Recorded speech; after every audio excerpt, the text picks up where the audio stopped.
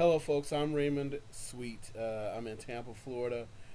Oh my! I want to make some apologies for this video being poor quality. It is the one that came with the computer that I paid a lot of money for.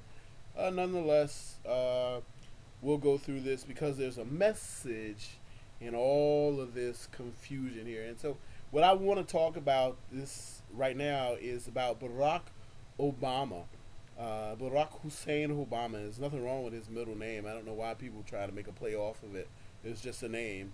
Barack Hussein Obama will be the Democratic presidential nominee. That's really exciting stuff. Not so much because Barack brings change or Barack is an African, but it's exciting because the power that people have to come together and make change and to overrun the old guard and the established elite in this country. Some of the things that have been said, some of the press and the excerpts and the clips and the sound bites that have been played to use against this man, and he still yet overcame. And so, what I want to encourage the people today is to believe that anything is possible. And you know, one of the things that Barack talked about in Pennsylvania was about people clinging to religion and guns and if you really heard what he said, he also said that, but not just in Pennsylvania, but in other places, and he himself being a Christian himself, is do you realize there is nothing, if you believe in God, too hard for God? There's nothing too hard for God. And the reality of it is that people, all we have to do is put our mind to it, and it's done. I mean, think of the millions of dollars, if not billions, probably just millions of dollars that were raised for this presidential campaign. Millions and millions of dollars. Barack didn't have that in his back pocket. I didn't have it in my back pocket. But 160 million people decided that this campaign was important enough, was valuable enough. This particular idea, this agenda, was worthwhile, was worthy of your time, of your energy, and you decided to put your mind to it. Just think if we dealt with that the same way we dealt with homelessness or poverty or miseducation of people. If we dealt with those things, the same fervor and the same zeal as we dealt with this presidential campaign, there's nothing that we cannot do. And for all you naysayers out there who said, Barack hasn't been around a while, Barack hasn't been here, he hasn't been there, he doesn't have enough experience in this and that and the other thing, the reality of it is all those things don't matter now. Because if you are a Democrat, believe it or not, I'm a registered Republican. I changed my party so that I could vote for Barack Obama because I thought he was just that important. But I changed my party over to the Democrats so I could vote in Florida, even though my vote didn't count. God, I hate that. But nonetheless, I changed my party because I found value in that. Just think of what you could do if you just take out your negative thoughts, take out your negative opinions, and decide to vote. Don't spread your negativity. Spread your goodness. Spread the love and the peace that was a part of this campaign. If we focus on those things that are positive, oh my goodness, what a powerful, powerful, powerful, powerful place we would be in. Just think about children out there, and each person that gave a dollar to gave an hour or two in mentoring. Huh? Just think about it, because reality of it is after Barack Hussein Obama becomes president, doesn't stop any of the things that we have going on in our personal lives. He's not going to go out and fix all the children on the street. That's us for us to do.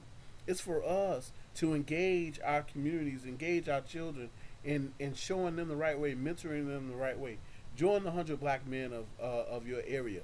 Join the Boys and Girls Club of your area as a volunteer. Become a big brother or big sister in your neighborhood. Don't allow yourself to believe that just because we're going to have the best president that we've ever had in this country, Don't allow yourself to believe that you have no responsibility to it. Don't go back and sit back. "Well, you know what? We done our part, my brother. We've already voted for the man. What else you want us to do?" I want you to take personal responsibility in your community. I want you to go out into your neighborhoods, into your churches, into your schools, and I want you to become active in a young person's life. I want you to become active in your community's cleanup organization. I want you to become active in getting rid of drugs off of your street corner. I want you to become active in getting rid of poverty and homelessness and helplessness and hopelessness in your neighborhood. And the only way that you can do that is you give the same way you were so fervently for Barack Obama being president. You got to give some of those energies back to your community. Barack being president, that's only one stage of the game. There's a whole bunch of other stuff out there that ain't got nothing to do with Barack Obama. It has to do with you, your community, your neighbor, your children, your nephews, your nieces. How many of you guys out there have even talked to your cousins this year? You sent Barack $25, but you haven't sent your cousin $5 just to say, "Hey, you know what? I'm thinking about you. Go and buy an ice cream, little kid. I want you to go to college one day. I want you to be a doctor one day. I want you to be the nurse one day. I want you to be the star one day. I want you to be a basketball player. I want you to be a football player. I want you to be whatever you want to be." So the same energies that we put into making Barack the Democratic presidential nominee, let's put some of those energies back into our children, put back into our youth, back into our church, back into our communities. You know what? We can't stop here. You know what I'm saying? If you're excited now, oh my, it's going to get more exciting later on when Barack Obama actually does become president.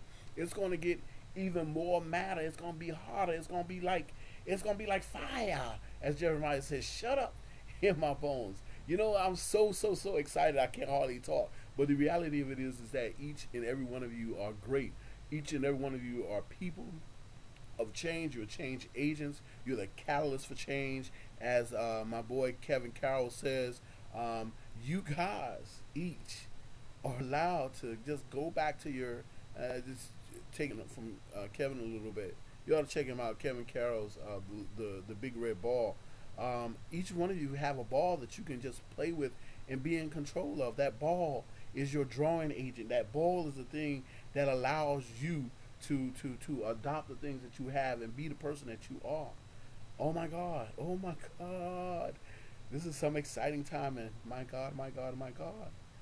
I know that each and every one of you have a work to do in this life, and I know that with your own personal energies and with the synergy that's going around in the country for change, that you can make a change right now. That business that you wanted to open, so many of you lost your jobs. It's time to open those businesses.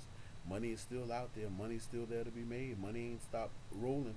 Money ain't stopped coming off the banks reserve, the Federal Reserve, which is owned by banks, not by the government, even though it says federal. The reality of it is that each of you have your part to do, and I just thank God for you that you're able to live and see this momentous occasion. Right now, we have no more excuses. Someone sent me an email that if Barack became president, a lot of us elitist people would know what to do. We would have no more excuses. We wouldn't be the only one anymore. We'd be tearing down walls. We'd be in the C-suites of companies and corporations, and many of us are already there. It's time for others of us to get where we take our rightful place in life. There's an individual thing, and then there's a community, collective thing that we all got to do. And my God, my God, my God, I know that each one of you, black, white, brown, yellow, purple, green, whatever you are right now, my God, my God, my God, I know that you have it inside of you. I know you got it inside of you. I know it's just bubbling out, wanting to be exposed. All right, and right now, I want to declare. Right now, I want to make today, June the 3rd, 2008, June the 3rd, 2009, June the 3rd, 2010, the day that your greatness is exposed. Huh? I want to see all your greatness is exposed. It's not over yet, babies. It got November, the race in November against McCain. John McCain is a great guy, but he can't be president, folks. We gotta have the right guy for the right job. And just like y'all said it couldn't happen as a Democratic presidential nominee, you know that's bogus. So he can definitely be president. It's just half and half. If all you Democrats out there just vote for this kid, Here you got this Republican out there to go vote for. The least you can do as Democrats is vote for your candidate. Take half of y'all against half of them, and guess what? Barack Obama becomes the winner because you guys are going to make sure that it happens. You're going to put all your little partisan politics, your bureaucracies aside, your hatred aside, your disdain for the black male that some of you guys have. Oh my God! If you see some of the stuff on these comments on YouTube, are you kidding me? Not just by white folks, but by some of us Negroes. If you saw some of the comments that we've made, you like, oh my God, are you kidding me?